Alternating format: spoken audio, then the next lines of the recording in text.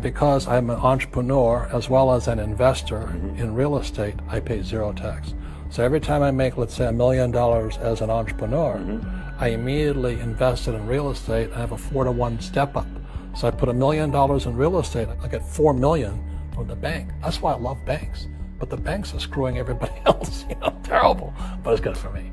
That's why you said when you print, it's good for you, but when you print, it's bad for people that work for money. Because when you print, savers get creamed and people who work for money get creamed. When they print, debtors get rich.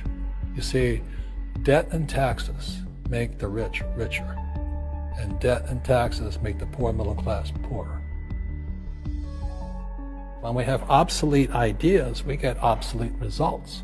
If we, the people, don't know what our rights are, they're not going to tell us. If Americans just learned that the IRS was actually knowingly deceiving them, that would be enough for them to rise up and put a stop to it. 100% of what is collected is absorbed solely by interest on the federal debt.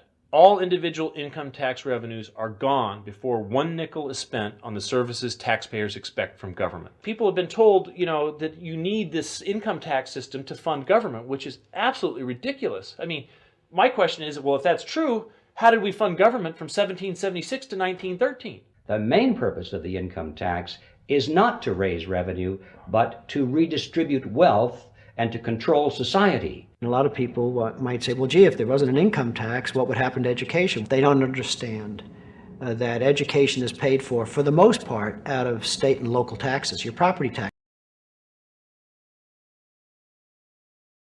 Rammed Stephan how he could have avoided his $2 million tax bill. He made $5 million in 2020. He's got to pay the government $2 million in taxes, which comes out to around 40%. The reasons why I ended up owing a lot more money than originally anticipated was because I did not spend enough money. His frugalness did get the best of him when it comes to taxes. There is no way to lower your tax bill without actually spending money. It's not good to save every penny if you're trying to legally write down your taxes. You got to spend your money on the right things. On the one hand, lease out a large office space and hire a dozen employees. I could buy a dozen 4K cameras and a $50,000 MacBook Pro computer to make these videos, complete with a Mercedes Sprinter van and a Gulfstream jet for travel. So I spent about $100,000 furnishing our new office space, new cubicles, desks, chairs, and then I spent about $100,000 on all of our studio equipment. The cameras, the audio, the sets, the podcast. Here's the big benefit to it. Because I spent $100,000 on my office,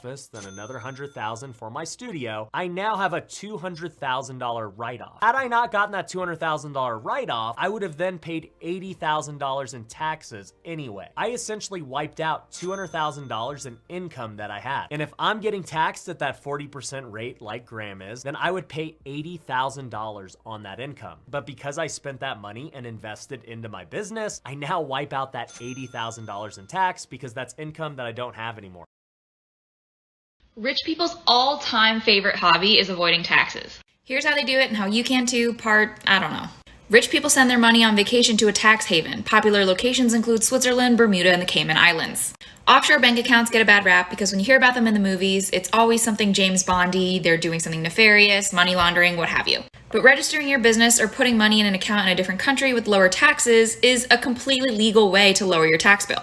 The Cayman Islands are so popular, it's home to over 85,000 different companies, meaning there are more registered organizations than people. Offshore bank accounts aren't just for the rich, and they're not always sketchy. The average person can open up an offshore bank account with just a few hours of work. And typically, it takes around the same amount of info to open up an offshore bank account as it does a domestic one. And foreign accounts may offer benefits like allowing you to invest your money while earning income on that tax-free. Would you be interested in opening up an offshore bank account? Let me know in the comments and follow me for more money, investing, and taxes. What's a piece of information that you learned that feels illegal to know? All right, it's just us.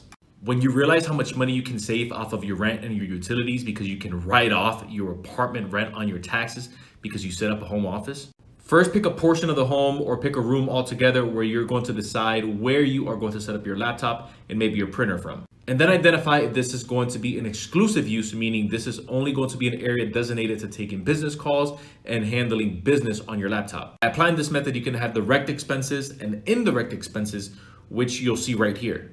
So you can deduct a portion of your rent based on your apartment's total square footage for the amount of office space that you're using, up to 300 square feet. For example, you have a 1,000 square foot apartment that costs you about $1,000 a month, and let's say you're using one of the rooms at 300 square feet, you can take the 30% renter's deduction, which is going to be $300. Congrats, I'm giving you a raise, and now your total salary is going to be $41K a year. With all due respect, I gotta pass. But you're making $38K a year right now. Are you allergic to money? It's not that. My tax bracket right now is 12%, and the next bracket starts at $40,525, so I'll be pushed into the 22% bracket. I'd end up making less money. That's not how our tax system works, bud. What do you mean? We have a progressive system. You're only taxed on that next dollar of income. In your case, you'll only pay 22% on any dollars above $40,526. The rest of it, you still pay 12%. Oh, that makes sense. So it's always good to get a raise then. Yes, exactly. It's clearly misunderstood. Debt and taxes make the rich richer. Debt and taxes make the poor and middle class poor. So all the rich guys who are doctors and lawyers, or, you know, those guys, they're getting creamed, and they don't know why. Doctors are getting creamed. Oh yeah, they're making more money, but the take home is less. Sure. You know, my doctor just yelled at me. He was happy. He says, "Oh, guess what? I finally made $1 million." And I said, "Yeah, this was just 3 weeks ago." And so I said, "Yeah, well, how much you pay in tax?" He says, $750,000 in taxes. So his net was about $400,000. That's not bad. But when I make $1 million, I keep $1 million.